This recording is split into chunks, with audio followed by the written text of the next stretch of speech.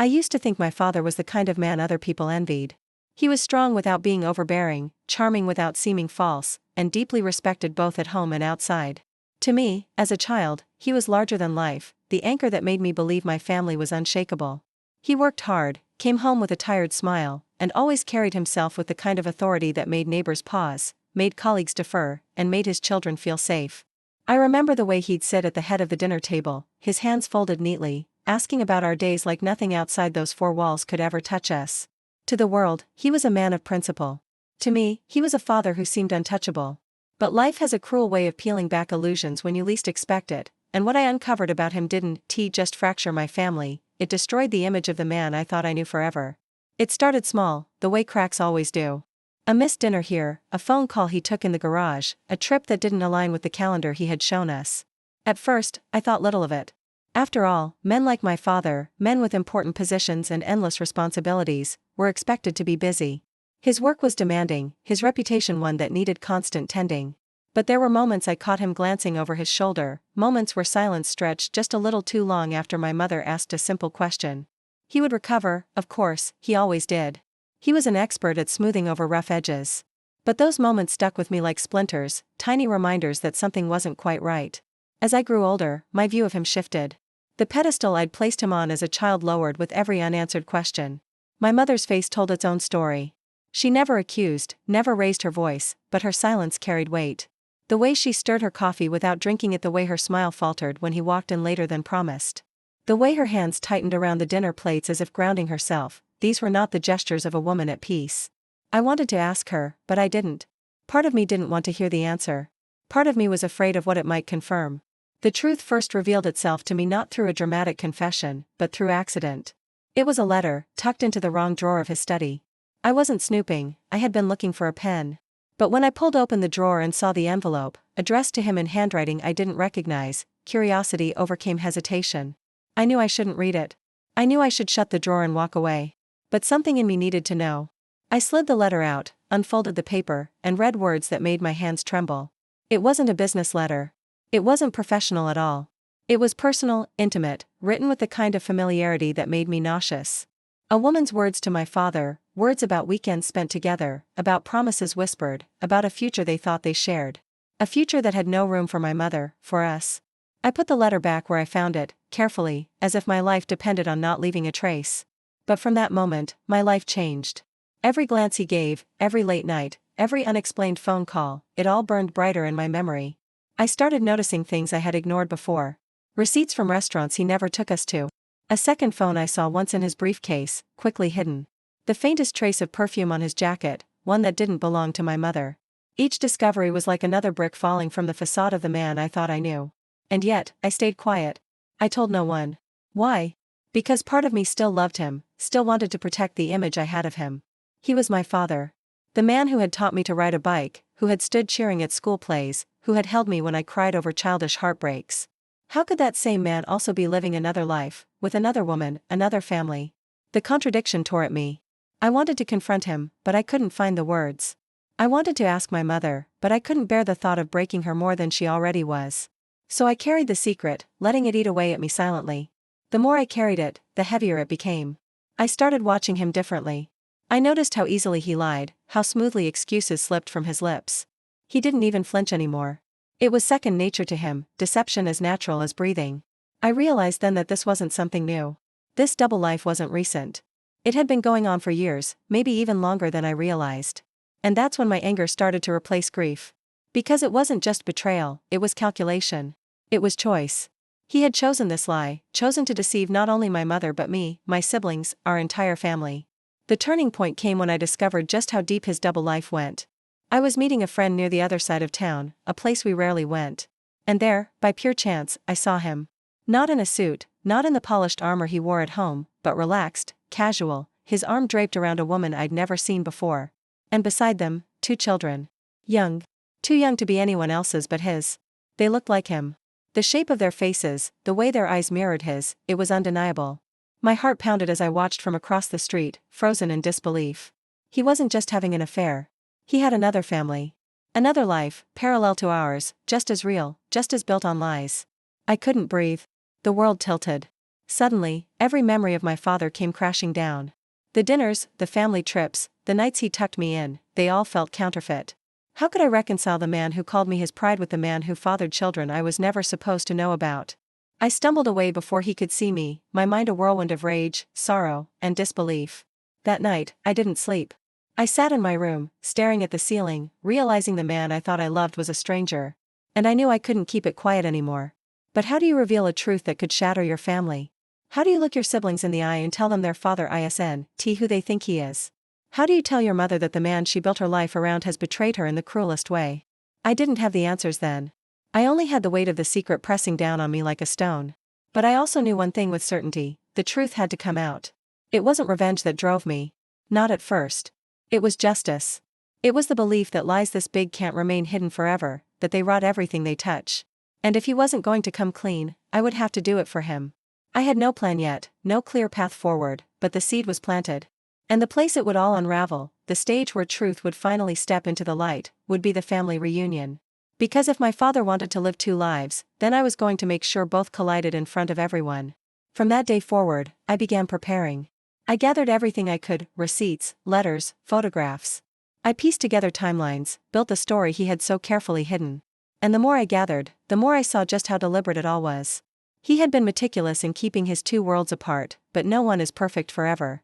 I had enough to prove it, enough to make sure when the truth came out, it couldn't be denied. I carried that folder with me like a weapon, waiting for the right moment to strike. And as the date of the family reunion drew closer, my resolve hardened. This wasn't just about exposing him. It was about reclaiming my family's dignity. About making sure my mother, my siblings, and even those other children he had hidden knew exactly who he was. He thought he could control the narrative, thought he could bury his secret forever. But he underestimated me. He underestimated the power of the truth. By the time the reunion day arrived, I was ready. The morning of the family reunion, I woke up with a weight pressing down on my chest, but it wasn't fear, it was anticipation. For weeks I had carried the secret alone, rehearsing what I would say, how I would say it, and most importantly, when I would drop the truth that would change everything. The reunion wasn't just a casual gathering, it was an event. My father had planned it meticulously, inviting extended family, close friends, neighbors, and business associates. He wanted it to be a celebration of unity, of tradition, of legacy. The irony wasn't lost on me. Here was a man who had built his entire life on lies, about to stand before everyone he cared about and boast of his honor and devotion. And here I was, carrying the very evidence that would burn his facade to the ground. The day unfolded with the usual rituals. Relatives arrived in clusters, children ran through the yard, the scent of grilled food filled the air. And laughter rang out like nothing in the world could go wrong. My father moved among them like a conductor directing an orchestra, smiling, shaking hands, giving toasts, his charm radiating like it always did. People adored him. They always had. They looked at him as if he were the glue holding everyone together. And I realized then just how devastating the truth would be. This wasn't just about breaking my family's illusion, it was about shattering the image he had crafted for decades. I kept quiet, moving among the guests, my folder tucked away in a bag that never left my side. The evidence was there: letters, receipts, photographs, copies of documents I had gathered carefully. My heart raced every time my father's eyes met mine. Did he know? Could he sense what was coming? If he did, he didn't show it. He looked at me with the same paternal pride he always wore in public, and for a moment I felt a pang of guilt. But guilt quickly gave way to clarity. This wasn't about me betraying him, it was about him betraying us. The speeches began in the late afternoon. My uncle spoke first, then one of my cousins. They praised family, loyalty, tradition. They spoke of my father's strength, his leadership, his unwavering devotion to his wife and children. Each word felt like a knife twisting in my chest. Devotion. Loyalty. The very words he had defiled with every step of his double life. My father sat at the head table, my mother beside him, her hands folded neatly in her lap, her smile polite but weary. I wondered then, did she know? Had she always known? Was her silence all these years a shield or a wound? I didn't have the answer, but I knew she was about to get one. Then it was my father's turn to speak. He stood, tall and confident, his voice carrying easily across the room. He spoke about family values, about love, about how proud he was to see generations gathered under one roof. He raised his glass and declared us unbreakable, unshakable. The applause that followed was thunderous, but to me, it sounded hollow. Every cheer, every clink of glasses, every smile, it was all built on lies. I felt my pulse quicken, my palms slick with sweat. This was the moment. I stood, slowly, deliberately, and the chatter in the room began to quiet. All eyes turned to me, expecting perhaps a toast, a few kind words. I met my father's gaze across the table. His smile faltered, just slightly, but enough for me to see it. He knew. Somewhere deep down, he knew. I took a breath, my voice steady, though my heart thundered inside my chest. Family, I began, echoing the word my father had just used. We're here to celebrate what binds us together. But what if I told you that the very person we look to as our foundation has built this house on lies? The room went still. Chairs creaked as people shifted. My father's jaw tightened. My mother's eyes widened, her fingers curling against her lap. I reached into my bag and pulled out the folder. I didn't want to do this, I said, my voice louder now, firmer. But the truth has been hidden for too long. And if family means anything, it means honesty. I placed the folder on the table and opened it, pulling out the first letter. My hands didn't tremble. I was done trembling. I read aloud. Words written to my father by another woman. Words of intimacy, of love, of promises that didn't belong to my mother, didn't belong to us. Gasps erupted across the room. My father stood quickly, his voice booming. Enough. This is nonsense. But I didn't stop. I pulled out a photograph next. Him, with her, smiling, his arm around her as if she were his world. And beside them, the children. His other children. The resemblance was undeniable. The room filled with whispers, shocked cries, people covering their mouths. My mother sat frozen, pale as stone, her world collapsing in front of her. Don't you dare, my father growled, stepping toward me. His mask was cracking, the charm slipping away to reveal anger, fear, desperation. Put it away. We'll talk about this later. No, I said firmly. We won't talk later. We'll talk now. With everyone here. Because you built this image of yourself as the perfect father, the perfect husband, the pillar of this family. But you've been living a lie. You have another family. Another woman. Children you've kept hidden from us. And I won't let you pretend anymore. Chaos erupted. Relatives shouted, questions flew, my siblings stared in disbelief. Some demanded answers, others tried to calm the room. My father's face flushed red, his fists clenched. He tried to grab the folder, but I pulled it back. You don't get to bury this anymore, I said. The truth is out. My mother finally stood, her voice shaking but clear. Is it true? She asked him, her eyes searching his. All these years? He opened his mouth, closed it, then opened it again. But no words came. His silence was louder than any confession. My mother's face crumpled, tears spilling down her cheeks. The room seemed to spin, voices colliding, the air thick with betrayal. I had imagined this moment so many times, but nothing could have prepared me for the raw explosion of emotions. My siblings cried, shouted, demanded explanations. Relatives muttered, some in disgust, some in disbelief. My father stood in the center, his carefully crafted world collapsing around him. He tried to regain control, to insist it wasn't what it looked like, but the evidence spoke louder than his words ever could. I didn't gloat. I didn't smile. This wasn't victory, it was devastation. But it was necessary. The truth had to be seen, had to be felt, no matter how painful. My father's double life was no longer his secret. It was ours to bear, all of us, together. And though the room buzzed with chaos, I felt lighter. For the first time in years, I wasn't carrying the burden alone. As the night descended into arguments, tears, and fractured bonds, I stood quietly, watching the empire of lies crumble. My father had thought he could live two lives forever, that his charm and control could keep the truth buried. But he was wrong.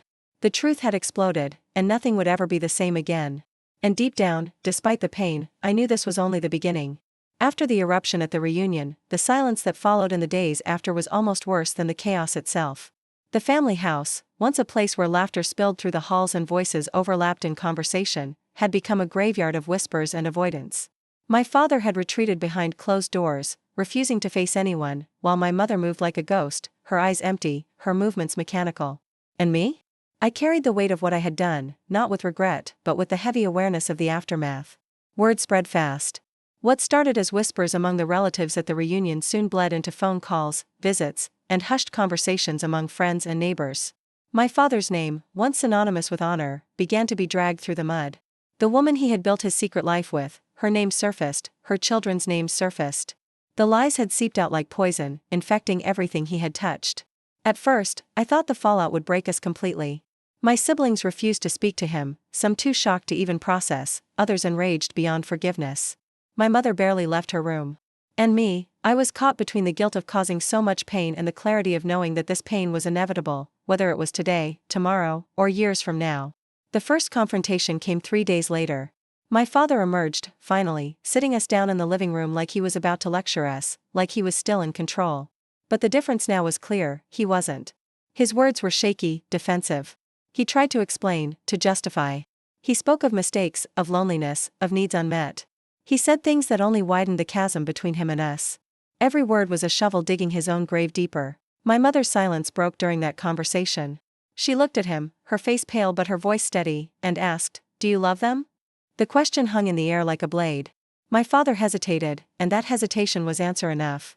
My mother stood and walked out, leaving him slumped in his chair, defeated. That night, she didn't return to their bedroom.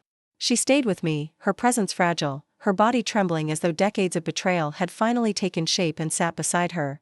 The following weeks blurred into confrontations and avoidance. Relatives stopped visiting. Friends stopped calling. Invitations disappeared. My father's carefully built image was crumbling not just inside the house but outside, in the world he had once commanded with pride. People looked at him differently now, some with pity, others with disgust. His empire of lies had collapsed into rubble. And yet, amidst the ruin, something unexpected began to happen. My siblings, once divided in shock, began to lean on each other. My mother, though broken, found strength in facing the truth rather than living in shadows. And me, I felt both the sting of being the one who had pulled the trigger and the strange relief of knowing the poison was finally out in the open. For years, I had carried fragments of suspicion, whispers of evidence, a gnawing dread that something wasn't right. To expose it was to finally breathe. But exposure wasn't the end. The fallout continued. The other family, the woman and her children, became part of the story. We met them. Not out of choice, but because the truth demanded it. The first meeting was tense, filled with resentment and pain. Her children, my half-siblings, looked at us with the same mixture of anger and confusion we felt toward them. None of us asked for this. None of us deserved it. And yet, here we were, bound by blood we hadn't chosen.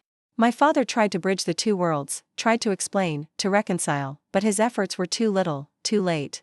Both families were fractured beyond repair. He wanted forgiveness, but forgiveness wasn't something he could demand, it had to be earned, and he had done nothing to deserve it.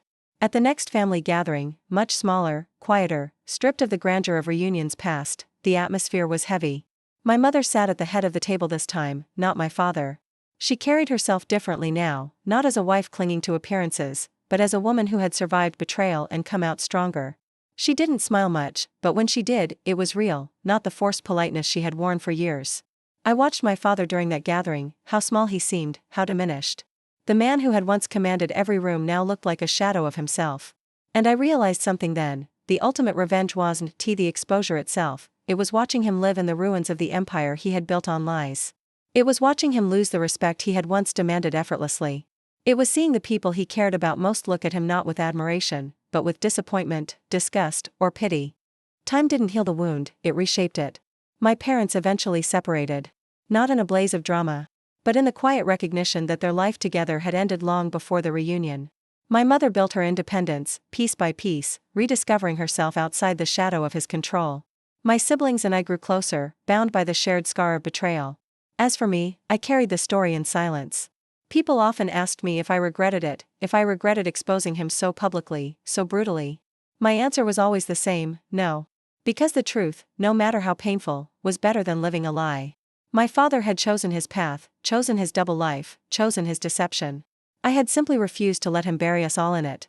And sometimes, late at night, I would replay the reunion in my mind, the moment I stood, the moment I spoke, the moment the truth exploded.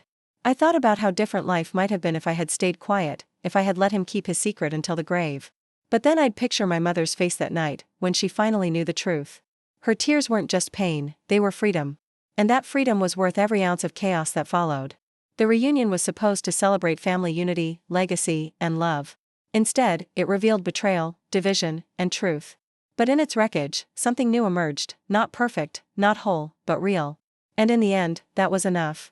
Because sometimes, the greatest act of love isn't protecting someone from the truth, it's setting them free with it.